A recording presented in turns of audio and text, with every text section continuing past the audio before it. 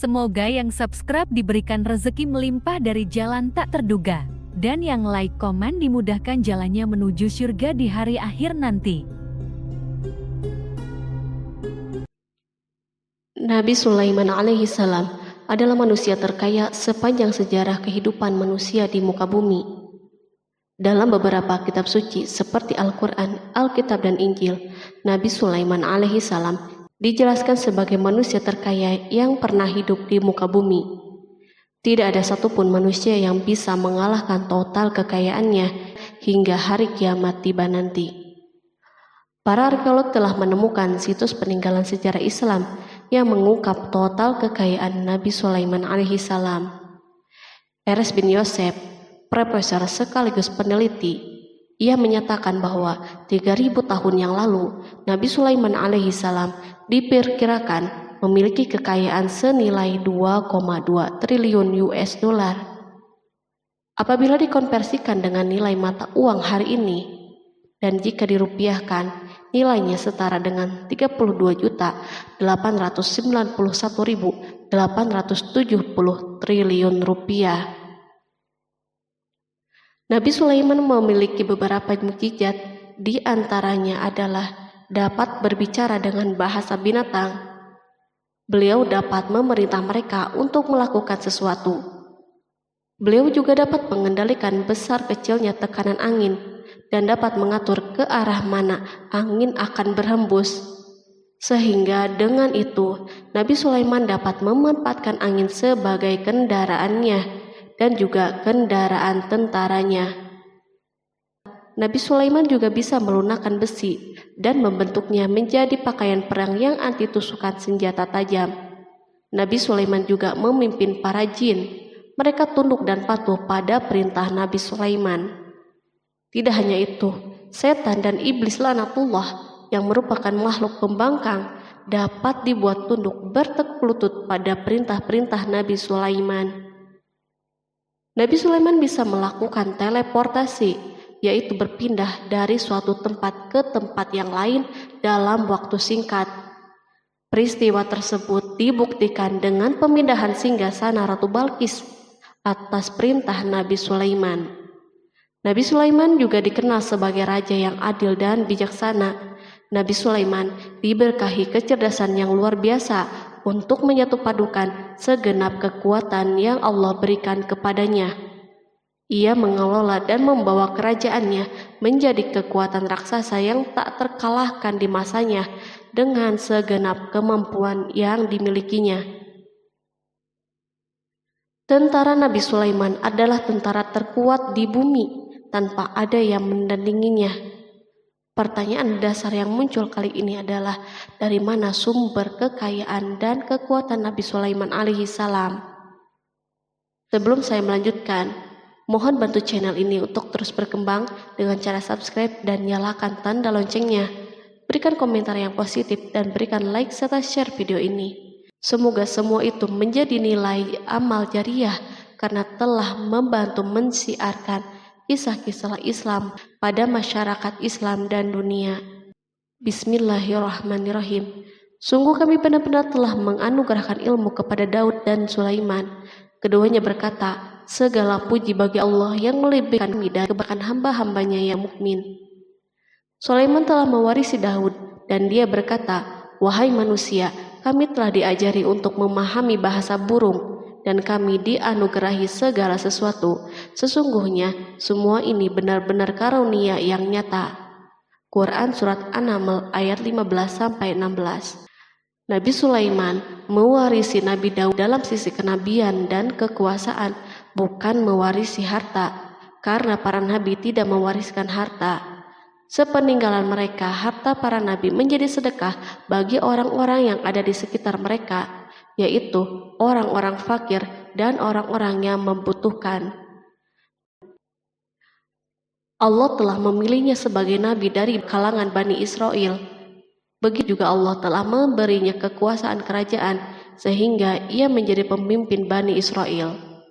Barangkali sesuatu yang paling penting yang diwarisi oleh Nabi Sulaiman dari Nabi Daud adalah tradisi militer. Kemajuan militer yang dahsyat telah berpindah kepada Nabi Sulaiman. Nabi Daud sebenarnya adalah seorang penggembala kambing yang sangat miskin, tapi seiring dengan perjalanan waktu, ia menjadi komandan pasukan yang tiada tanding. Perubahan keadaan ini adalah sebagai bentuk ilham dari Allah Subhanahu wa Ta'ala dan sebagai dukungan darinya. Daud mengetahui bahwa kekuatan yang hakiki yang mengatur alam semesta adalah kekuatan Allah Subhanahu wa Ta'ala. Kehadiran Nabi Daud mengubah keadaan pasukan Bani Israel, di mana mereka sebelumnya lari jika berhadapan dengan musuh, maka kini keberadaan mereka mulai diperhitungkan. Di masa hidupnya, Daud mengalami peperangan yang sangat banyak, namun Al-Quran tidak menceritakan secara terperinci akan hal tersebut. Dan kami kuatkan kerajaannya. Quran Surat Shad ayat 20. Ayat tersebut berarti bahwa Daud belum pernah terkalahkan dalam peperangan yang diikutinya. Di samping dukungan yang Allah Subhanahu wa Ta'ala berikan kepada Daud, juga pasukannya dan rakyatnya, di mana mereka adalah orang-orang yang bertauhid dan menyerahkan diri kepada Allah Subhanahu wa Ta'ala. Allah Subhanahu wa Ta'ala mengungkapkan kepada Daud hal-hal yang menjadikan pasukannya memiliki keistimewaan yang dengannya mereka dapat mengalahkan pasukan-pasukan yang lain yang ada di bumi saat itu. Allah Subhanahu wa Ta'ala berfirman, dan kami telah melunakkan besi untuknya. Quran Surat Saba ayat 10. Sebenarnya baju besi yang dibuat untuk orang-orang yang hendak berperang cukup mengganggu gerakan mereka. Kita bisa membayangkan ketika ada dua orang yang berperang, yang satunya dapat bergerak dengan bebas, sementara yang lain tidak leluasa bergerak. Namun dengan kekuasaan Allah, Nabi Daud dapat melunakkan besi dan dapat membuat darinya baju besi yang ringan. Ini adalah kemajuan penting yang Allah berikan kepada Daud dan tentaranya. Kemajuan ini kini dimiliki oleh Nabi Sulaiman.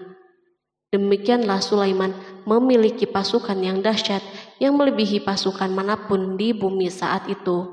Bahkan Allah Subhanahu wa Ta'ala menambah karunia-Nya kepada Nabi Sulaiman.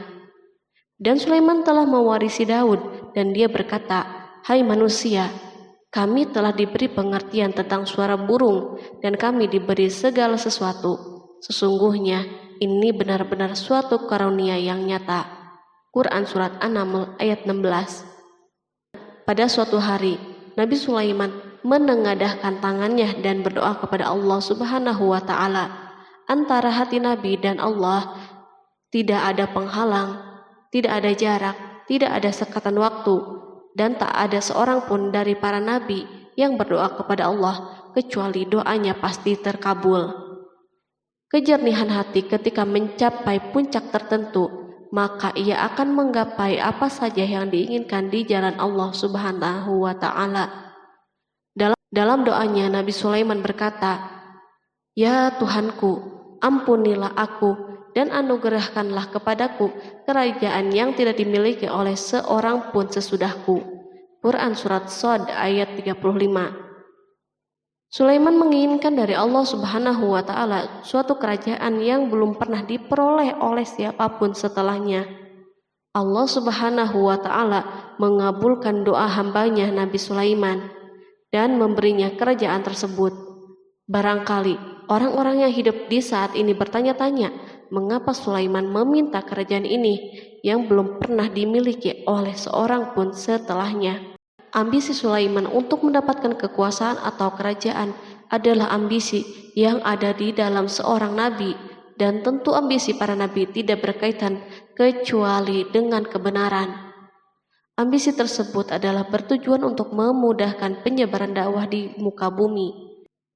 Nabi Sulaiman sama sekali tidak cinta kepada kekuasaan ataupun ingin menunjukkan kesombongan. Namun beliau ingin mendapatkan kekuasaan untuk memerangi kelaliman yang menyebar di muka bumi. Perhatikanlah kata-kata Nabi Sulaiman kepada Balqis ketika beliau berdialog dengannya. Dan ketika Balqis datang, ditanyakanlah kepadanya, "Serupa inikah singgasanamu?" Dia menjawab, "Seakan-akan singgasana ini singgasanaku, kami telah diberi pengetahuan sebelumnya dan kami adalah orang-orang yang berserah diri. Quran Surat An-Naml ayat 42. Demikianlah kata-kata Sulaiman yang bijaksana, kata-kata yang membenarkan permintaannya untuk memiliki kekuasaan dan kekuatan. Sulaiman telah mengerahkan semua kemuliaan dan kekuasaannya dalam rangka menegakkan agama Allah Subhanahu wa Ta'ala dan menyebarkan Islam.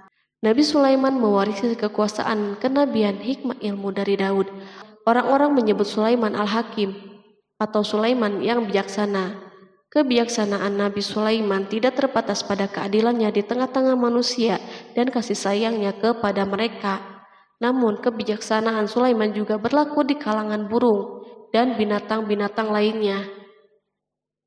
Nabi Daud juga mengenal bahasa burung, tetapi Sulaiman dapat berbicara dengan bahasa burung. Bahkan ia dapat menjadikannya sebagai pembantunya.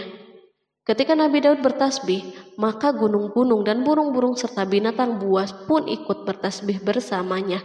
Bahkan angin pun berhenti untuk mendengar tasbih ini.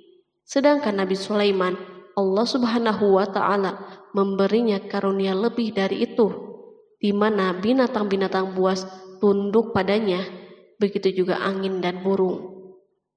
Allah Subhanahu wa Ta'ala berfirman, dan sesungguhnya kami telah memberi ilmu kepada Daud dan Sulaiman, dan keduanya mengucapkan, segala puji bagi Allah yang melebihkan kami dari kebanyakan hamba-hambanya yang beriman.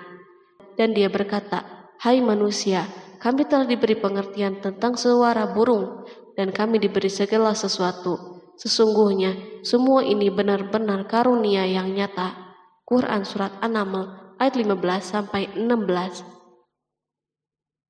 Nabi Sulaiman mampu mendengar bisikan semut yang berbicara dengan sesama mereka. Bahkan ia mampu memerintahkan semut tersebut sehingga semut itu taat kepada perintahnya. Pasukan Nabi Sulaiman memiliki kekuatan yang sangat dahsyat di dunia. Belum pernah ada di dunia suatu pasukan yang memiliki kekuatan seperti ini. Kekuatan Nabi Sulaiman berasal dari beberapa kombinasi yang sangat mengagumkan, sehingga karenanya ia tidak dapat tertandingi. Kekuatan itu terdiri dari manusia, jin, dan burung. Kita mengetahui bahwa jin adalah makhluk Allah Subhanahu wa Ta'ala dan manusia tidak mampu untuk melihatnya atau menghadirkannya atau meminta pertolongannya. Sedangkan Sulaiman telah diberi Allah Subhanahu wa Ta'ala kemampuan untuk menundukkan jin. Bahkan ia mampu menjadikan mereka sebagai pekerja-pekerja kasar di kerajaannya saat itu, saat tidak ada peperangan. Ketika ada pasukan lain yang mencoba melawan pasukan ini, maka mustahil mereka akan merasakan kemenangan. Bahkan pasukan Sulaiman juga diperkuat oleh pasukan burung. Burung di pasukan Sulaiman memerankan tugas yang sangat penting, yaitu sebagai badan intelijen. Kita mengetahui bahwa peranan informasi saat peperangan sangatlah penting. Dari informasi tersebut, pasukan dapat mengetahui keadaan musuhnya. Demikianlah peranan burung pada pasukan Sulaiman. Ia terbang di tengah-tengah musuh, kemudian ia kembali kepada Sulaiman untuk menyampaikan berita tentang keadaan musuhnya. Di samping jin dan burung, Allah Subhanahu wa Ta'ala juga menundukkan angin untuk Sulaiman. Nabi Sulaiman dapat memerintahkan angin dan ia mampu menaiki angin bersama tentaranya. Pasukan Sulaiman juga terdiri dari pasukan udara pada saat di mana tak seorang pun memimpikan untuk terbang di udara. Barangkali mukjizat ini yang Allah Subhanahu wa Ta'ala berikan kepada Sulaiman menjadi sebab kejayaan militernya sehingga pasukannya tidak tertandingi. Allah Subhanahu wa Ta'ala berfirman, dan dihimpunkan kepada Sulaiman tentaranya dari jin, manusia, dan burung, lalu mereka diatur dengan tertib dalam barisan. Quran Surat An-Naml ayat 17. Kemudian kami tundukkan kepada angin yang berhembus dengan baik menurut kemana saja yang dikehendakinya. Dan kami tundukkan pula kepadanya setan-setan, semuanya ahli bangunan dan penyelam, dan setan yang lain yang terikat dalam belenggu. Inilah anugerah kami, maka berikanlah kepada orang lain atau tahanlah untuk dirimu sendiri dengan tiada pertanggungan jawab. dan sesungguhnya dia mempunyai kedudukan yang dekat pada sisi kami dan tempat kembali yang baik. Quran Surat Shad ayat 30-40. Di samping senjata udara yang Allah Subhanahu wa Ta'ala berikan kepada Sulaiman, Allah Subhanahu wa Ta'ala juga memberikan kemampuan yang tak seorang pun dari para nabi mendapatkannya, yaitu kemampuan untuk memerintah setan. Setan adalah salah satu bagian dari jin. Ia adalah kelompok yang celaka dari bangsa jin. Kelompok ini sebenarnya tidak mampu dikuasai oleh manusia. Bahkan jin soleh pun tidak dapat mengatur mereka. Adapun Sulaiman, Allah Subhanahu wa Ta'ala memberinya kekuasaan untuk menundukkan setan dan mempekerjakannya, bahkan mengikatnya dengan rantai serta menghukumnya jika menentang perintahnya. Setan membangun untuk Sulaiman istana dan patung-patung dan alat-alat perang. Bahkan setan-setan itu menyelam di dasar lautan untuk mengeluarkan permata dan yakut untuk Sulaiman. Jika ada di antara setan yang menentang perintahnya, maka Nabi Sulaiman mengikatnya dengan rantai. Ini semua menunjukkan kekayaan Sulaiman dan kekuasaannya, di mana ia mampu mengatur banyak makhluk di dunia. Tentu kemampuan itu atas izin Allah sebagai mukjizat darinya. Allah Subhanahu wa Ta'ala berfirman, dan sebagian dari jin ada yang bekerja di hadapannya di bawah kekuasaannya dengan izin Tuhannya, dan siapa yang menyimpang di antara mereka dari perintah kami, maka kami rasakan kepadanya azab neraka yang apinya menyala-nyala. Para jin itu membuat untuk Sulaiman apa yang dikehendakinya dari gedung-gedung yang tinggi, patung-patung, dan piring-piring yang besarnya seperti kolam dan periuk yang tetap berada di atas tungku. Quran Surat Saba ayat 12. Nabi Sulaiman yang bijaksana adalah penguasa yang tak tertandingi di muka bumi.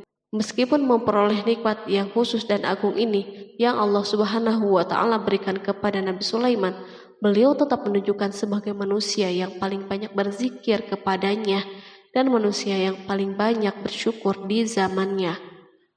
Allah Subhanahu wa Ta'ala berfirman tentang Sulaiman, Sulaiman sebaik-baik hamba, sesungguhnya dia amat taat kepada Tuhannya.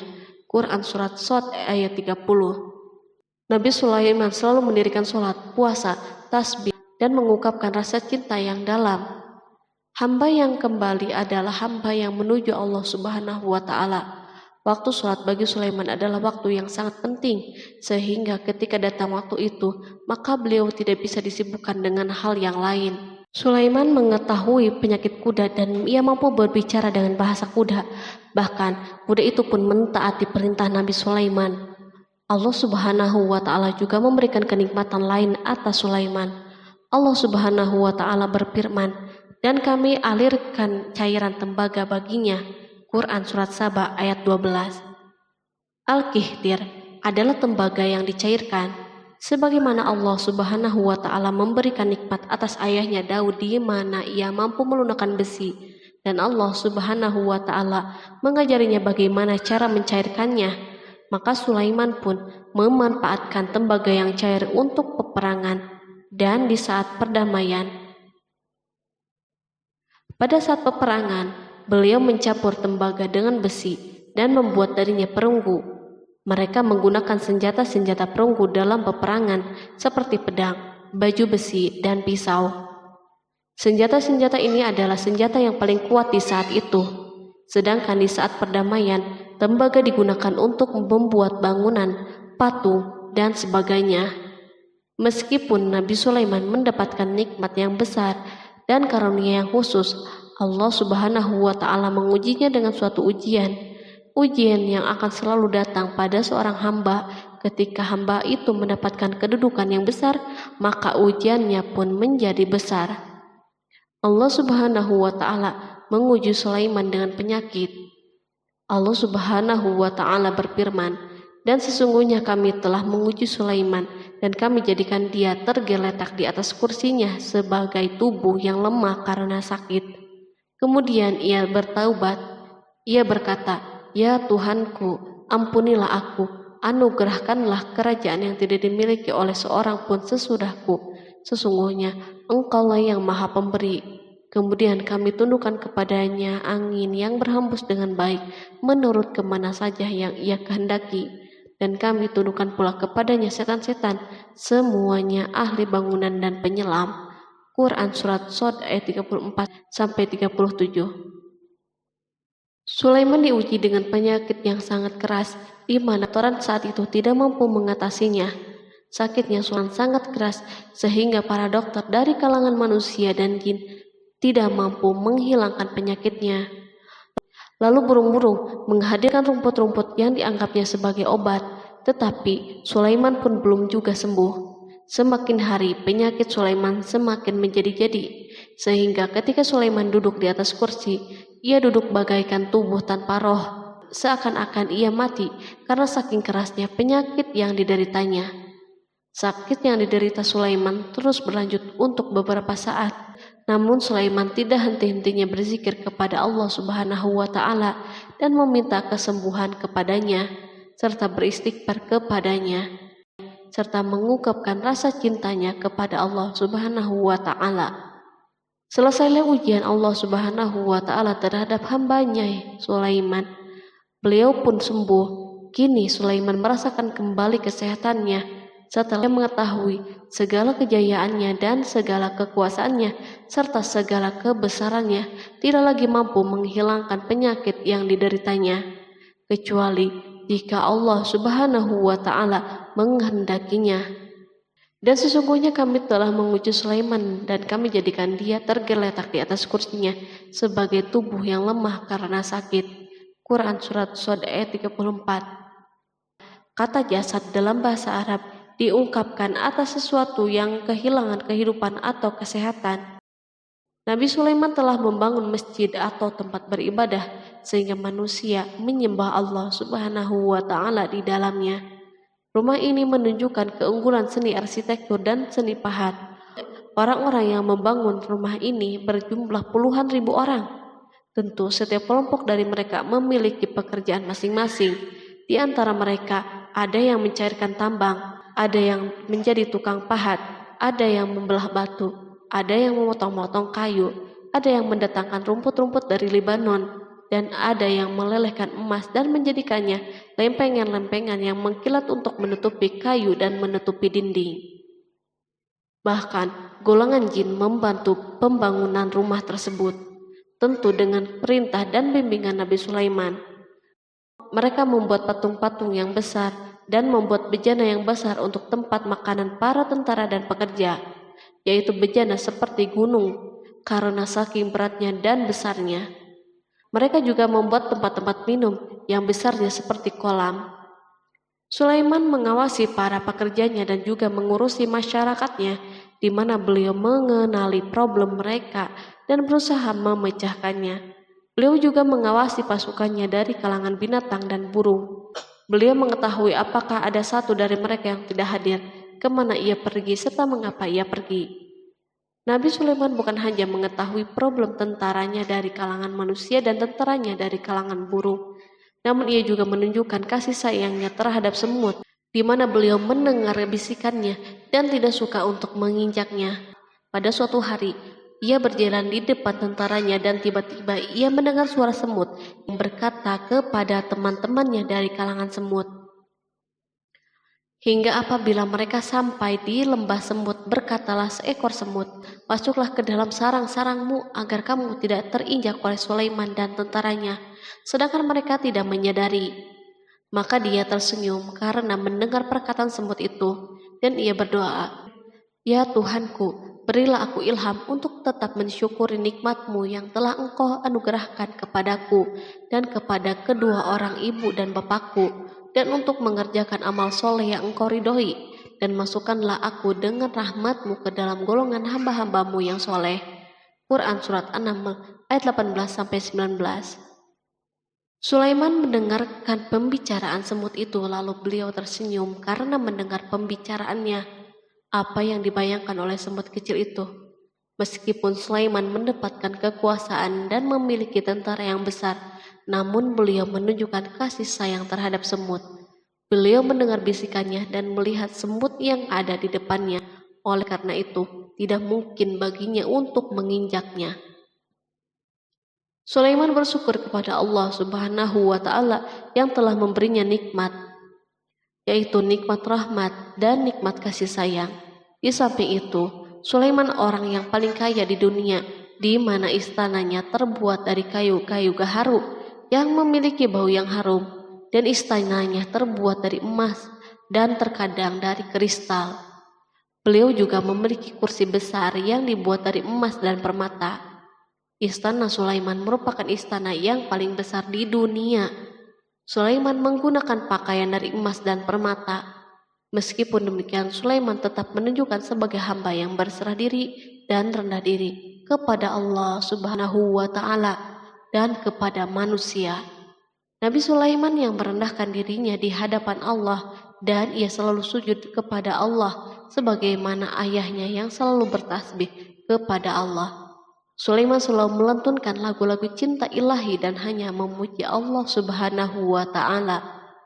Pada suatu hari, Nabi Sulaiman mengeluarkan perintahnya kepada pasukan untuk bersiap-siap. Sulaiman keluar memeriksa pasukannya satu demi satu. Pasukannya diteliti. Kelompok yang pertama adalah kelompok manusia. Sulaiman memerintahkan kesiapan mereka, lalu Sulaiman mengeluarkan perintah-perintahnya. Kemudian Sulaiman memerintah kelompok jin dan menyampaikan perintah-perintahnya. Beliau memenjarakan jin yang tampak bermalas-malasan saat bekerja. Lalu ia memeriksa binatang dan berkata pada mereka, apakah mereka sudah makan dengan baik dan tidur dengan nyenyak? Apakah ada yang mengadu kepadanya, misal karena penyediaan makanan yang tidak layak? Apakah di sana ada yang sakit dan sebagainya? Ketika Sulaiman merasa puas dengan semuanya, Sulaiman memasuki tenda tempat berkumpulnya burung. Belum lama, Sulaiman memasuki tenda tersebut dan mengamati keadaan di sekitarnya, sehingga ia mengetahui burung yang tidak hadir yaitu hudhud. Dan dia memeriksa burung-burung lalu berkata, mengapa aku lihat hudhud? Quran Surat An-Naml ayat 20. Burung-burung yang lain tampak terdiam sebagai tanda penghormatan dan akan mendengarkan apa yang akan dikatakan pemimpin mereka Sulaiman. Beliau mengarahkan pandangannya kepada semua burung dan tidak menemukan hudhud di antara mereka. Tak seekor burung pun yang mengetahui keberadaannya. Sulaiman mulai menampakkan kemarahannya. Apakah dia termasuk yang tidak hadir? Quran Surat An-Naml ayat 20. Tiba-tiba seekor burung kecil memberanikan diri untuk berkata kepada Sulaiman, wahai Nabi yang mulia, seharusnya hudhud ada bersamaku kemarin untuk melaksanakan tugas penyelidikan. Ia adalah pemimpin misi itu, namun hudhud belum datang. Oleh karena itu, aku tidak pergi bersamanya. Burung itu tampak gemetar ketakutan. Sulaiman mengetahui bahwa hudhud tidak hadir dan tak seorang pun mengetahui kepergiannya. Hudhud pergi tanpa terlebih dahulu meminta izin kepada Sulaiman dan tidak memberitahu di mana keberadaannya. Dalam keadaan marah, Sulaiman berkata, sesungguhnya aku benar-benar akan mengazabnya dengan azab yang keras atau benar-benar menyembelihnya, kecuali ia benar-benar datang kepadaku dengan alasan yang jelas. Quran Surat An-Naml ayat 21. Kawanan burung mengetahui bahwa Sulaiman sedang marah dan telah menetapkan untuk menyembelihnya atau justru memaafkannya dengan syarat ia datang dengan membawa alasan yang dapat menyelamatkannya. Atau dengan kata lain, hudhud dapat memastikan bahwa ia melaksanakan tugas yang penting. Sulaiman menunjukkan kemarahan yang besar sehingga siapapun akan merasa takut ketika melihat Sulaiman marah. Meskipun beliau terkenal dengan kasih sayangnya, namun kemarahannya karena membela kebenaran. Kemudian beliau dapat melaksanakan ancamannya dengan cara yang mudah. Seekor burung tampak gemetar ketakutan melihat kemarahan Sulaiman. Lalu beliau mengeluarkan tangannya ke burung itu dan memegang-megang kepalanya, sehingga burung itu pun merasa tenang dan rasa takutnya hilang. Sulaiman pergi dari tenda burung itu dan menuju istananya. Sulaiman masih memikirkan keadaan hudhud. Seharusnya hudhud menjadi bagian penting dari badan intelijen. Apakah ia pergi untuk menyingkap sesuatu, atau apakah ia pergi hanya untuk bermain-main? Sulaiman telah memperhatikan dan mengetahui bahwa Hudhud adalah seekor burung yang cerdik dan juga fasih berbicara. Terkadang Sulaiman mendapati Hudhud sedang bermain-main dan menunda pekerjaannya. Sulaiman melihatnya dan Hudhud memahami bahwa ini tidak benar, sebab ia tidak boleh mencampur adukan antara waktu serius dan waktu bermain. Akhirnya, tidak lama setelah kepergiannya, Hudhud tiba di tenda burung. Burung-burung yang lain berkata kepadanya, "Pergilah engkau ke tempat tuan kita Sulaiman. Jika ia mengetahui bahwa engkau telah sampai, maka jiwamu benar-benar terancam." Hudhud terbang dan menemui Sulaiman. Pada waktu itu, Sulaiman sedang berdiri dan telah menetapkan untuk memulai pembicaraan dengan. Pada waktu itu, beliau sedang duduk sambil makan. Hudhud berdiri dan telah menetapkan untuk memulai pembicaraan dengan Sulaiman sebelum beliau bertanya kepadanya kemana ia pergi. Ini sebagai bukti bahwa ia melaksanakan tugas penting. Lalu ia berkata, "Aku telah mengetahui sesuatu yang kamu belum mengetahuinya, dan kubawa kepadamu dari negeri Saba suatu berita penting yang diyakini." Quran Surat An-Naml ayat 22. Aku adalah Hudhud yang miskin, tapi aku mengetahui apa yang tidak engkau ketahui. Dan aku telah datang kepadamu dari kerajaan Saba dengan membawa berita yang sangat penting. Sulaiman tampak terdiam dan menunggu Hudhud menyelesaikan pembicaraannya. Hudhud mengemukakan perkataan yang sering disampaikan Sulaiman kepada manusia dan burung. Sesungguhnya aku menjumpai seorang wanita yang memerintah mereka, dan dia dianugerahi segala sesuatu, serta mempunyai singgasana yang besar. Aku mendapati dia dan kaumnya menyembah matahari selain Allah, dan setan telah menjadikan mereka memandang indah perbuatan mereka, lalu menghalangi mereka dari jalan Allah, sehingga mereka tidak dapat petunjuk, agar mereka tidak menyembah Allah yang mengeluarkan apa yang terpendam di langit dan di bumi, dan yang mengetahui apa yang kamu sembunyikan dan apa yang kamu nyatakan. Allah tidak Tuhan yang berhak disembah kecuali Dia, Tuhan yang mempunyai arsy yang besar. Quran Surat An-Naml ayat 23-26. Hudhud diam sejenak dan Sulaiman merasa bahwa Hudhud menunjukkan kefasihan lisannya dan berbicara dengan baik kepadanya. Hudhud mengemukakan perkataan yang sering disampaikan Sulaiman kepada manusia dan burung. Jelas sekali bahwa Hudhud mengulangi perkataan pemimpin kita Sulaiman sebagai usaha yang terakhir untuk memperoleh kasih sayang Sulaiman dan agar beliau puas dengan penjelasannya itu. Sulaiman berkata sambil menunjukkan senyum manis di wajahnya, "Akan kami lihat apakah kamu benar ataukah kamu termasuk orang-orang yang berdusta." Quran Surat An-Naml ayat 27. Hudhud ingin mengatakan, "Aku tidak bohong, wahai Nabi yang mulia." Namun, diamnya Sulaiman membuatnya takut, sehingga ia pun terdiam. Sulaiman terdiam karena berpikir, lalu memutuskan sesuatu. Setelah itu, beliau mengangkat kepalanya dan meminta secari kertas dan pena. Sulaiman segera menulis surat singkat dan menyerahkannya kepada Hudhud serta memerintahkannya, "Pergilah dengan membawa suratku ini, lalu jatuhkanlah kepada mereka. Kemudian berpalinglah dari mereka, lalu perhatikanlah apa yang mereka bicarakan." Quran Surat An-Naml ayat 28. Al-Quran langsung menyebut keadaan kerajaan Balqis yang saat itu sedang membaca surat tersebut di depan para pembesar kerajaannya dan para menterinya. Berkata ia Balqis, "Hai pembesar-pembesar, sesungguhnya telah dijatuhkan kepadaku sebuah surat yang mulia. Sesungguhnya surat itu dari Sulaiman, dan sesungguhnya isinya dengan menyebut nama Allah yang Maha Pengasih lagi Maha Penyayang, bahwa janganlah kalian berlaku sombong terhadapku, dan datanglah kepadaku sebagai orang-orang yang berserah diri." Quran Surat An-Naml ayat 29-31. Dalam surat Sulaiman itu disebutkan, hendaklah mereka menyerahkan diri dan tunduk kepada perintahnya. Sulaiman memerintahkan agar mereka meninggalkan penyembahan terhadap matahari. Sulaiman tidak mempersoalkan akidah mereka dan tidak memuaskan mereka dengan apapun. Sulaiman hanya memerintahkan bahwa ia berada di atas kebenaran. Bukankah ia didukung kekuatan yang berlandaskan keyakinan yang dimilikinya? Sulaiman hanya memerintahkan mereka agar tunduk dan patuh kepadanya. Ratu Saba menyampaikan surat tersebut di tengah-tengah kaumnya.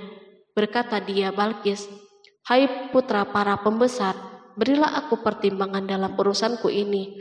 Aku tidak pernah memutuskan sesuatu persoalan sebelum kamu berada di majelisku." Quran Surat An-Naml ayat 32. Sementara itu, reaksi para pembesar istana adalah menentang surat tersebut. Isi surat itu membangkitkan kecongkakan kaum Saba, di mana mereka merasa lebih kuat. Mereka mengetahui bahwa di sana ada orang yang mencoba menantang mereka dan mengisyaratkan peperangan kepada mereka. Lalu ia meminta kepada mereka untuk memenuhi syarat-syaratnya sebelum terjadinya peperangan dan kekalahan. Mereka menjawab, "Kita adalah orang-orang yang memiliki kekuatan dan juga memiliki keberanian yang sangat dalam peperangan, dan keputusan berada di tanganmu. Maka pertimbangkanlah apa yang akan kamu perintahkan." Quran Surat An-Naml ayat 33. Para pembesar kaumnya ingin berkata, "Kita siap untuk melaksanakan peperangan." Tampaknya ratu memiliki kebijakan yang lebih baik daripada pembesar kaumnya. Surat Sulaiman itu membuatnya berpikir lebih jernih dan hati-hati. Ia berusaha sebisa mungkin menghindari peperangan. Ratu itu berpikir dalam tempo yang lama. Nama Sulaiman tidak diketahuinya, dan ia pun belum pernah mendengarnya. Oleh karena itu, ratu tidak mengetahui kekuatannya. Boleh jadi Sulaiman memiliki kekuatan yang dahsyat sehingga mampu memerangi kekuasaannya dan mengalahkannya. Kemudian ratu memperhatikan apa yang ada di sekelilingnya. Ia melihat kemajuan masyarakatnya dan kejayaannya. Barangkali ia mengira bahwa Sulaiman iri terhadap kemajuan dan kekayaan ini, sehingga Sulaiman ingin menyerangnya. Setelah mempertimbangkan isi surat Sulaiman dengan cermat, Ratu Saba memilih untuk tidak bersikap ceroboh. Ratu itu lebih suka untuk menggunakan bahasa-bahasa kelembutan. Ia mengirim kepada Sulaiman suatu hadiah yang besar. Ratu mengira bahwa Sulaiman seorang yang ambisius, yang boleh jadi ia telah mendengar tentang kekayaan kerajaannya. Para utusan pergi dengan membawa hadiah dari Ratu Saba. Ratu berharap agar mereka dapat memasuki kerajaan Sulaiman dan akan mengetahui kondisi kerajaannya. Saat mereka pulang, Ratu ingin mendengar secara langsung dari mereka tentang keadaan kaum Sulaiman dan pasukannya. Setelah mendapatkan informasi yang cukup, maka Ratu dapat membuat suatu keputusan yang tepat. Ratu menyembunyikan apa yang terlintas dalam dirinya, lalu ia berbicara kepada pembesar istananya bahwa ia dapat menyingkap niat jahat Raja Sulaiman melalui cara mengirimkan hadiah kepadanya. Ratu lebih memilih cara tersebut dan menunggu reaksi Sulaiman. Ratu berhasil memuaskan para pembesar istananya dan untuk sementara menghilangkan ide untuk berperang. Karena para raja jika menyerang suatu desa, maka pemimpin desa tersebut adalah orang yang paling banyak mendapatkan kehinaan dan cercaan. Akhirnya para pembesar kaumnya merasa puas dengan pikirannya itu. Allah Subhanahu wa Ta'ala berfirman, Dia berkata, "Sesungguhnya raja-raja apabila memasuki suatu negeri, niscaya mereka membinasakannya dan menjadikan penduduknya yang mulia menjadi hina, dan demikian pula lah yang akan mereka perbuat. Dan sesungguhnya aku akan mengirim utusan kepada mereka dengan membawa hadiah, dan aku akan menunggu apa yang akan dibawa kembali oleh utusan-utusan itu." Quran Surat An-Naml ayat 34-35. Kemudian sampailah hadiah Ratu Balkis kepada Nabi Sulaiman. Para badan intelijennya memberitahunya bahwa para utusan Balkis datang dengan membawa hadiah. Sulaiman langsung mengetahui bahwa ratu itu sengaja mengirim orang-orangnya untuk mengetahui atau mendapatkan informasi tentang kekuatannya. Lalu setelah itu, ia mengambil keputusan atau sikapnya kepada Sulaiman. Sulaiman segera memanggil semua pasukannya untuk berkumpul. Utusan Balkis segera memasuki istana Sulaiman yang dipenuhi dengan pasukan besar yang bersenjata. Tiba-tiba, utusan Balkis tampak tercengang ketika melihat kekayaan mereka dan harta mereka yang tidak ada apa-apanya dibandingkan dengan kerajaan Sulaiman. Hadiah mereka tampak tidak berarti. Emas yang mereka bawa tampak tidak berarti saat mereka memasuki istana Sulaiman yang terbuat dari kayu-kayu pohon gaharu yang mengeluarkan bau yang harum serta dihiasi dengan emas. Para utusan Balkis berdiri bersama Sulaiman dan menyaksikan bagaimana Sulaiman mengendalikan pasukannya. Kemudian mereka mulai berpikir tentang kekuatan dan kualitas pasukan Sulaiman. Betapa kagetnya mereka ketika melihat di tengah-tengah pasukan itu terdapat singa, burung, dan tentara dari kalangan manusia yang mampu terbang. Mereka pun sadar bahwa mereka dihadapkan pada pasukan yang tiada taranya. Selesailah demonstrasi pasukan Sulaiman. Kemudian para utusan itu dipersilahkan maju ke tempat hidangan makanan. Para utusan itu sangat terkejut ketika melihat berbagai macam makanan dari penjuru bumi ada di depannya. Dan di antara makanan itu pun terdapat makanan yang biasa ditemukan di negeri mereka. Tetapi mereka melihat bahwa makanan itu memiliki rasa yang istimewa. Selain itu, piring-piring yang ada di depan mereka dan dijadikan tempat makanan terbuat dari emas dan mereka dilayani oleh laki-laki yang berhias dengan emas. Ratu mereka pun tidak mengenakan hiasan itu. Di meja makan terdapat burung, ikan laut, dan berbagai macam daging yang mereka tidak mampu lagi membedakannya. Sulaiman tidak makan bersama mereka, tetapi beliau makan dengan menggunakan piring yang terbuat dari kayu. Beliau memakan roti yang kering yang dicampur dengan minyak. Inilah makanan yang dipilihnya. Sulaiman makan bersama mereka dalam keadaan diam. Mereka merasa bahwa kehadiran Sulaiman menciptakan suatu kewibawaan yang luar biasa. Selesailah jamuan makanan itu. Lalu dengan sangat malu mereka menyerahkan hadiah Ratu Balkis kepada Sulaiman. Hadiah itu berupa emas, yang bagi mereka hadiah itu sangat bernilai. Tetapi di sini hadiah ini tampak kecil di hadapan kekayaan yang sangat mengagumkan. Sulaiman memperhatikan hadiah ratu itu dan berkata, maka tatkala utusan itu sampai kepada Sulaiman, Sulaiman berkata, apakah patut kamu menolong aku dengan harta? Maka apa yang diberikan Allah kepadaku lebih baik daripada apa yang diberikannya kepadamu. Tetapi kamu merasa bangga dengan hadiahmu. Quran Surat An-Naml ayat 36. Raja Sulaiman menyingkap dengan kata-katanya yang singkat itu penolakannya terhadap hadiah mereka. Ia memberitahu utusan itu bahwa ia tidak menerima hadiah tersebut. Ia tidak merasa puas dengan hadiah itu. Yang membuatnya puas hanya, janganlah kalian berlaku sombong terhadapku dan datanglah kepadaku sebagai orang-orang yang berserah diri.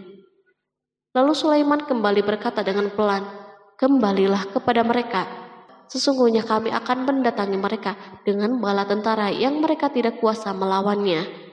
Dan pasti kami akan mengusir mereka dari negeri itu Saba dengan terhina dan mereka menjadi tawanan-tawanan yang hina. Quran Surat An-Naml ayat 37.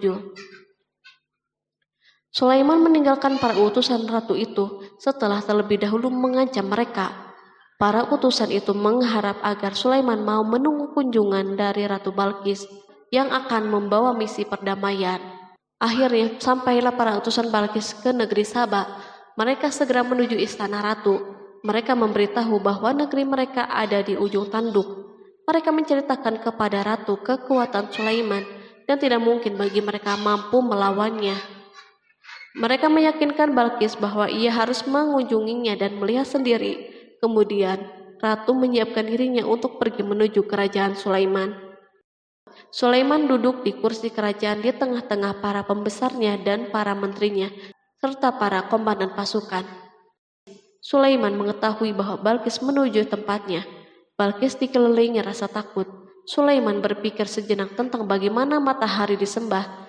Ia memikirkan bagaimana informasi yang diterima badan intelijennya tentang kemajuan kerajaan Balkis dalam bidang kesenian dan ilmu pengetahuan. Sulaiman bertanya kepada dirinya sendiri, apakah kemajuan menjadi penghalang untuk mengetahui kebenaran? Apakah ratu itu gembira dengan kekuatan yang dicapainya? Dan ia membayangkan bahwa kekuatan adalah segalanya. Dengan kemajuan yang dimilikinya, Sulaiman ingin membuat kejutan agar ratu mengetahui bahwa Islam yang diyakini oleh Sulaiman adalah satu-satunya yang mampu mendatangkan kemajuan dan kekuatan yang hakiki. sehingga ia dapat membandingkan antara keyakinannya dalam menyembah matahari beserta kemajuan yang dicapainya dan keyakinan Sulaiman juga beserta kemajuan yang diraihnya. Para intelijen Sulaiman telah memberitahunya bahwa hal yang sangat disegani dan dikagumi oleh kaum Balkis adalah singgasana Ratu Balkis. Singgasana itu terbuat dari emas dan batu mulia. Singgasana tersebut dijaga oleh para penjaga yang sangat disiplin, di mana mereka tidak pernah lalai sedikit pun. Oleh karena itu, sangat tepat bila Sulaiman menghadirkan singgasananya di sini, di kerajaannya, sehingga ketika ratu tiba, maka ia dapat duduk di atasnya. Sulaiman ingin membuat kejutan kepadanya dan menunjukkan bahwa kemampuannya tersebut yang berlandaskan pada keislamannya. Sulaiman melakukan yang demikian itu dengan harapan agar si ratu tunduk kepadanya. Ide ini terlintas dalam diri Sulaiman, lalu ia mengangkat kepalanya dan menoleh kepada anak buahnya. Berkatalah Sulaiman, "Hai para pembesar, siapakah di antara kamu sekalian yang sanggup membawa singgasananya kepadaku sebelum mereka datang kepadaku sebagai orang-orang yang berserah diri?" Quran Surat An-Naml ayat 38. Perhatikanlah ungkapan pikiran Nabi Sulaiman tersebut. Semua pemikirannya berkisar tentang keislaman para penyembah matahari, tentang bagaimana beliau dapat memberikan petunjuk kepada mereka di jalan Allah. Yang pertama menjawab pertanyaan Sulaiman itu adalah Ifrit dari kalangan jin, yang Allah Subhanahu wa Ta'ala telah menundukkan mereka kepada Sulaiman. Berkatalah Ifrit yang cerdik dari golongan jin, "Aku akan datang kepadamu dengan membawa singgasana itu sebelum kamu berdiri dari tempat dudukmu. Sesungguhnya aku benar-benar kuat untuk membawanya lagi dapat dipercaya." Quran Surat An-Naml ayat 39. Sulaiman berdiri dari tempat duduknya setelah 1 atau 2 jam. Namun jin itu berjanji kepadanya untuk menghadirkan singgasana Balkis sebelum itu. Istana Sulaiman berada di Palestina, sedangkan istana Balkis terletak di Yaman. Jarak antara singgasana tersebut dan singgasana Sulaiman lebih dari ribuan mil. Barangkali pesawat yang cepat sekalipun yang kita kenal hari ini tidak akan mampu membawa dan mendatangkan istana itu dalam waktu 1 jam. Tetapi masalahnya di sini berhubung dengan kekuatan jin yang misterius. Sulaiman tidak mengomentari sedikit pun terhadap apa yang dikatakan oleh Ifrit dari kalangan jin.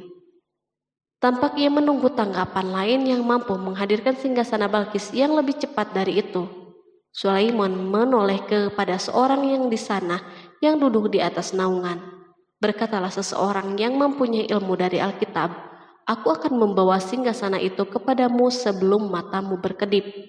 Maka tatkala Sulaiman melihat singgasana itu terletak di hadapannya, ia pun berkata, "Ini termasuk karunia Tuhanku untuk menguji aku, apakah aku bersyukur atau mengingkari akan nikmatnya. Dan barang siapa yang bersyukur, maka sesungguhnya dia bersyukur untuk kebaikan dirinya sendiri. Dan barang siapa yang ingkar, maka sesungguhnya Tuhanku maha kaya lagi maha mulia." Quran Surat An-Naml ayat 40. Belum lama, seorang yang mempunyai ilmu dari Alkitab menyatakan kalimatnya, sehingga singgasana itu berada di depan Sulaiman. Ia mampu menghadirkan singgasana itu lebih cepat dari kedipan mata, ketika mata itu tertutup dan terbuka. Al-Quranul Karim tidak menyikap kepribadian seorang yang menghadirkan singgasana itu. Al-Quran hanya menggarisbawahi bahwa orang itu mempunyai ilmu dari Alkitab. Al-Quran tidak menjelaskan kepada kita apakah ia seorang malaikat ataukah manusia ataukah jin. Perhatikanlah tindakan Sulaiman setelah adanya mukjizat ini. Beliau tidak merasa kagum terhadap kemampuannya yang luar biasa. Beliau tidak tercengang dengan kekuatannya. Beliau mengembalikan keutamaan tersebut kepada penguasa para penguasa, Allah Subhanahu wa Ta'ala, dan bersyukur kepadanya yang telah mengujinya dengan kekuasaan ini, agar ia dapat membuktikan apakah ia bersyukur atau mengingkari. Setelah Sulaiman bersyukur kepada penciptanya, ia mulai memperhatikan singgasana ratu. Merupakan simbol pembangunan dan kemajuan, tetapi tampaknya ia hanya sesuatu yang biasa saja dibandingkan dengan kekuasaan dan kebesaran ciptaan yang dibuat oleh manusia dan jin di kalangan istana Sulaiman. Sulaiman memikirkan dalam tempo yang lama singgasana Balkis. Kemudian beliau memerintahkan agar singgasana itu diperbaiki, sehingga saat Balkis datang, Sulaiman dapat mengujinya apakah Balkis dapat mengenalinya ataukah tidak. Dia berkata, "Ubahlah baginya singgasananya, maka kita akan melihat apakah dia mengenal ataukah termasuk orang-orang yang tidak mengenalnya." Quran Surat An-Naml ayat 41. Sulaiman memerintahkan agar dibangun istana yang akan digunakan untuk menyambut Balkis. Sulaiman memilih tempat di laut dan ia memerintahkan agar dibangun suatu istana di mana sebagian besar terdiri dari air laut. Sulaiman memerintahkan agar lantai-lantai itu terbuat dari kaca yang tebal dan kuat, sehingga orang yang berjalan di atas istana itu akan membayangkan bahwa di bawahnya ada ikan-ikan yang berwarna-warni. Hudhud memberitahu Sulaiman bahwa Balkis telah sampai di dekat kerajaannya. Kemudian Balkis datang. Al-Quran tidak menyebutkan keadaan Sulaiman saat menyambut Balkis, namun Al-Quran justru menunjukkan dua sikap Balkis. Pertama, bagaimana sikap Balkis ketika pertama kali melihat singgasananya yang datang mendahuluinya, padahal ia telah meninggalkan pengawalnya untuk tetap setia menjaga singgasana itu. Kedua, keadaan di depan istana yang penuh dengan permata yang berenang di bawahnya ikan-ikan. Dan ketika Balkis datang, ditanyakanlah kepadanya, "Serupa inikah singgasanamu?" Dia menjawab, "Seakan-akan singgasana ini singgasanaku. Kami telah diberi pengetahuan sebelumnya dan kami adalah orang-orang yang berserah diri." Quran Surat An-Naml ayat 42. Ayat tersebut menggambarkan kondisi dialog antara Sulaiman dan Balkis. Balkis melihat singgasananya dan ia tercengang saat mengetahui bahwa itu adalah singgasananya. Namun ia kemudian mulai ragu karena melihat tidak sepenuhnya itu singgasananya. Jika itu benar-benar singgasananya, lalu bagaimana ia datang mendahuluinya? Dan bila bukan singgasananya, maka bagaimana Sulaiman dapat meniru sepersis dan seteliti ini? Sulaiman berkata saat melihat Balkis mengamati singgasananya, "Apakah ini singgasanamu?" Setelah mengalami kebingungan sesaat, Balkis menjawab, "Sepertinya benar." Sulaiman berkata, "Kami telah diberi ilmu sebelumnya dan kami sebagai orang-orang yang muslim." Melalui pernyataan itu, Sulaiman ingin mengisyaratkan kepada Balkis agar ia membandingkan antara keyakinannya beserta ilmu yang dicapainya dan keyakinan Sulaiman yang muslim beserta pengetahuan yang diraihnya. Penyembahan terhadap matahari dan pencapaian ilmu yang dicapai oleh Balkis tampak tidak ada apa-apanya dibandingkan dengan ilmu Sulaiman dan keislamannya. Sulaiman telah mendahulinya dalam bidang ilmu karena keislamannya. Karena itu sangat mudah baginya untuk mengungguli Balkis dalam ilmu-ilmu yang lain. Demikianlah yang diisyaratkan pernyataan Sulaiman kepada Balkis. Ratu Saba itu mengetahui bahwa ini adalah singgasananya, di mana singgasana itu datang lebih dahulu daripada dirinya. Beberapa bagian darinya telah diubah saat Balkis masih berjalan menuju tempat Sulaiman. Ia berpikir kemampuan apa yang dimiliki oleh Nabi Sulaiman. Balkis tercengang melihat apa yang disaksikannya yang merupakan buah dari keimanan Sulaiman dan hubungannya dengan Allah Subhanahu wa Ta'ala. Sebagaimana Balkis tercengang ketika melihat kemajuan dalam bidang pembangunan seni dan ilmu, maka ia lebih kagum lagi saat melihat hubungan yang kuat antara keislaman Sulaiman dan ilmu serta kemajuannya. Dan apa yang disembahnya selama ini selain Allah mencegahnya untuk melahirkan keislamannya, karena sesungguhnya dia terdahulu termasuk orang-orang yang kafir. Bergoncanglah dalam benak Balkis ribuan hal. Ia melihat keyakinan kaumnya runtuh di hadapan Sulaiman. Ia menyadari matahari yang disembahnya merupakan ciptaan Allah Subhanahu wa Ta'ala, di mana dia menggerakkannya untuk hamba-hambanya. Lalu terbitlah matahari kebenaran pada dirinya. Hatinya diterangi oleh cahaya baru yang tidak akan tenggelam seperti tenggelamnya matahari. Masa keislamannya hanya menunggu waktu. Balkis memilih waktu yang tepat untuk mengumumkan keislamannya. Allah Subhanahu wa Ta'ala berfirman, dikatakan kepadanya, "Masuklah ke dalam istana." Maka tatkala dia melihat lantai istana itu, dikiranya kolam air yang besar dan disikapnya kedua betisnya. Berkatalah Sulaiman, Sesungguhnya ia adalah istana yang licin yang terbuat dari kaca. Berkatalah Balqis, "Ya Tuhanku, sesungguhnya aku telah berbuat zalim terhadap diriku, dan aku berserah diri bersama Sulaiman kepada Allah, Tuhan semesta alam." Quran Surat 6 ayat 44. Dikatakan kepada Balqis, masuklah ke dalam istana.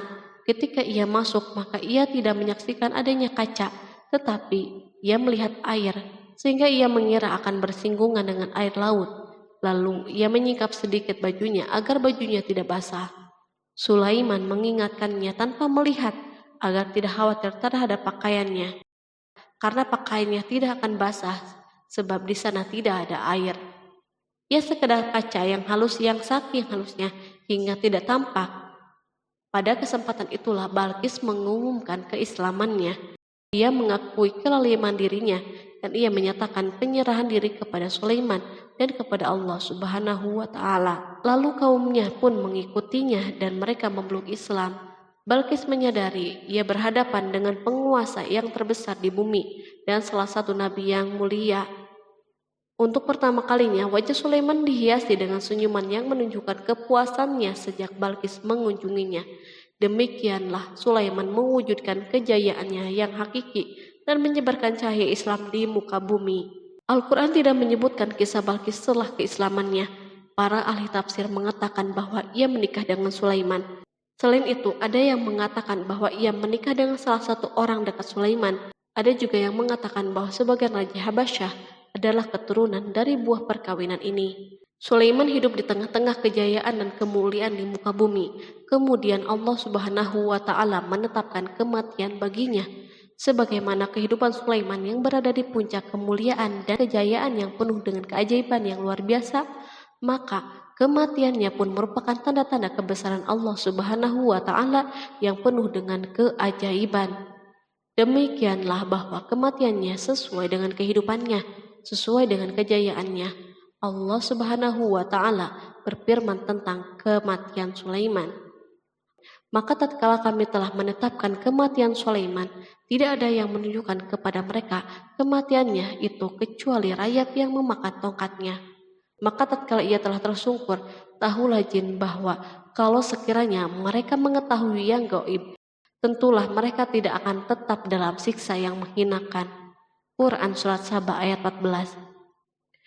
Kemampuan Nabi Sulaiman untuk menundukkan jin dan mempekerjakan mereka serta hubungan mereka dengannya, semua ini menimbulkan fitnah di tengah-tengah manusia dalam hal tertentu. Dan kematian Sulaiman merupakan batasan atau jawaban terhadap fitnah ini. Kami tidak mengetahui siapa yang mengklaim bahwa jin mengetahui hal yang gaib. Kami tidak mengetahui siapa yang bertanggung jawab terhadap tersebarnya isu yang keliru ini. Yang kita ketahui adalah bahwa hal tersebut tersebar dan mempengaruhi sebagian manusia dan jin. Barangkali manusia berkata kepada diri mereka, selama jin melakukan perbuatan yang luar biasa ini, maka apa gerangan yang menjadikan mereka tidak mengetahui hal-hal yang gaib itu? Manusia lupa bahwa kunci kegaiban berada di tangan Allah Subhanahu wa Ta'ala. Masalah ilmu gaib tidak akan mampu dikuasai oleh jin, manusia, ataupun para nabi dan semua makhluk.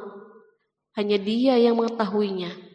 Allah Subhanahu wa Ta'ala merencanakan bahwa kematian Sulaiman pun bertujuan untuk menghancurkan pemikiran ini, yaitu pemikiran bahwa jin mengetahui hal yang gaib. Jin bekerja untuk Nabi Sulaiman selama beliau hidup, dan tatkala beliau meninggal, maka tugas mereka menjadi bebas. Nabi Sulaiman meninggal tanpa diketahui oleh jin, sehingga mereka tetap bekerja untuknya. Mereka tetap kepada Sulaiman.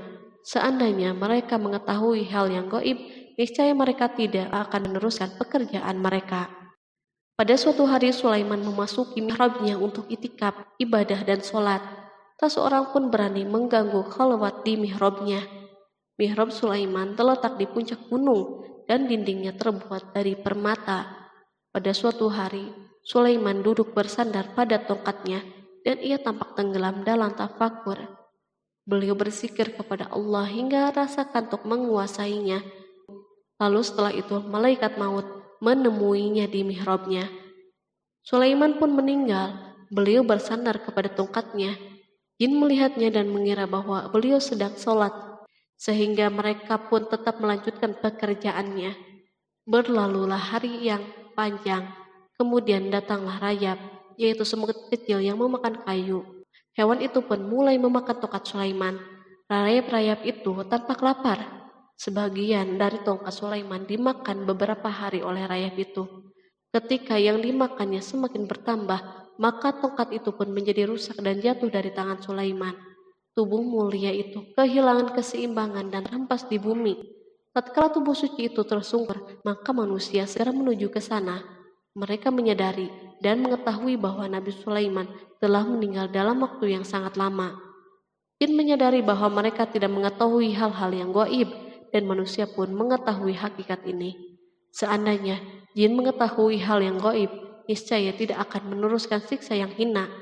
Mereka tidak akan bekerja. Demikianlah Nabi Sulaiman meninggal dalam keadaan duduk dan sholat di mihrabnya. Lalu berita itu tersebar bagaikan api di bumi. Manusia, burung dan binatang buas mengantarkan jenazah Nabi Sulaiman. Sekawanan burung tampak sedih dan menangis. Semua makhluk bersedih. Akhirnya, tak seorang pun mengetahui bahasa burung di bumi. Meninggallah seorang yang memahami pembicaraan burung. Burung-burung itu berkata, "Betapa beratnya kehidupan di tengah-tengah orang yang tidak mengetahui pembicaraan kita." Terdapat sejumlah versi perihal riwayat tentang kisah wafat Nabi Sulaiman alaihi salam. Salah satunya hadis yang diriwayatkan oleh Al-Hafiz Ibnu Asakir dalam tafsir Ibnu Katsir. Hadis ini disebut mendekati kebenaran kisah wafatnya Nabi Sulaiman. Seperti yang dikutip dari buku Kisah Para Nabi oleh Imam Ibnu Katsir. Menurutnya, Nabi Sulaiman alaihissalam meninggal dalam keadaan berdiri. Berdirinya beliau ini adalah sedang melakukan sholat dan bersandar pada tongkatnya. Diketahui Nabi Sulaiman dikenal terbiasa menyendiri di dalam Masjid Baitul Maqdis. Durasinya bahkan dalam kurun waktu yang tidak biasa, yakni bisa hingga 1 atau 2 bulan, hingga 1 atau 2 tahun. Untuk sajian makanan dan minumannya selalu dibawakan oleh para setan yang masih tergabung dalam salah satu jenis jin. Hingga suatu ketika mereka membawakan makanan dan minuman seperti biasa, namun tidak mengetahui bahwa Nabi Sulaiman telah wafat. Pada hari wafatnya, Nabi Sulaiman mendatangi sebuah pohon yang tumbuh di Baitul Maqdis. Atas izin Allah, Nabi Sulaiman pun berbincang dengan pohon tersebut dan menanyakan nama serta fungsi dari dirinya. Pohon ini bernama Kharubah. Nabi Sulaiman pun bertanya padanya, "Apakah kegunaanmu?" Pohon Kharubah ini pun menjawab, "Aku tumbuh untuk meruntuhkan masjid ini." Lalu Nabi Sulaiman pun berkata, "Allah tidak mungkin meruntuhkan masjid ini selama aku masih hidup. Itu artinya kamu tumbuh untuk mengabarkan kematianku." Lalu Nabi Sulaiman pun mencabut pohon tersebut dan menanamnya di dinding miliknya. Setelah itu, Nabi Sulaiman masuk ke dalam mihrab dan melakukan sholat dengan bersandar pada tongkatnya. Sejumlah sumber juga mengatakan tongkat tersebut berasal dari pohon Kharubah yang sempat dicabutnya sebelumnya. Kemudian Nabi Sulaiman pun menemui ajalnya hingga tidak diketahui oleh setan yang bekerja untuknya sekalipun. Kisah ini diceritakan dalam firman Allah melalui surat Saba ayat 14. Kalangan jin dan setan pun mulai mengetahui kabar kematian Nabi Sulaiman setelah rayap memakan tongkat sebagai penopangnya hingga rapuh. Nabi Sulaiman meninggal berdiri dan bersandar pada tongkatnya. Matanya dalam keadaan terbuka dan fisiknya tidak berubah bentuk. Bahkan tidak ada bau yang muncul dari jenazah tersebut. Ternyata peristiwa wafat ini merupakan jawaban dari doa Nabi Sulaiman alaihissalam sendiri. Ia pernah memohon pada Allah Subhanahu wa Ta'ala agar kematiannya dapat dijadikan pembelajaran bagi umat manusia, bahwa para jin sekalipun tidak mengetahui hal yang gaib. Bahkan mereka pun tidak mengetahui kapan mereka akan menemui ajal dan mendapatkan rezeki. Untuk itu, kisah Nabi Sulaiman yang meninggal dalam keadaan berdiri ini diharapkan menjadi pesan agar manusia tidak menjadikan setan, iblis, atau bangsa jin sebagai tempat menyembah atau teman mereka. Wallahu a'lam bishawab.